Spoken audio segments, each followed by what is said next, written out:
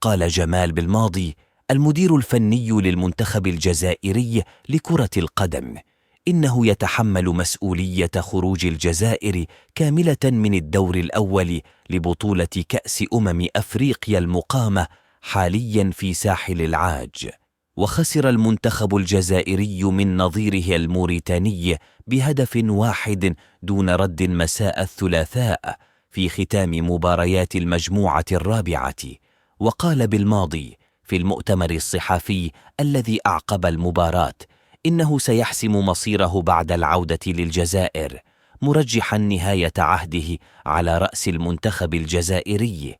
واشتكى بالماضي من افتقاد فريقه للفعالية ولعدم التوفيق في التغييرات التي قام بها، مشيرا في نفس الوقت إلى وجود أخطاء تحكيمية.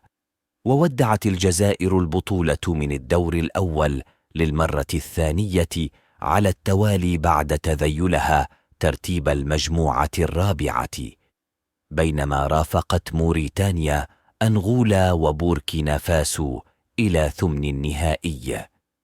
وبهذا تكون قد انتهت حقبة وزير السعادة مع الجزائر في انتظار المدرب المقبل.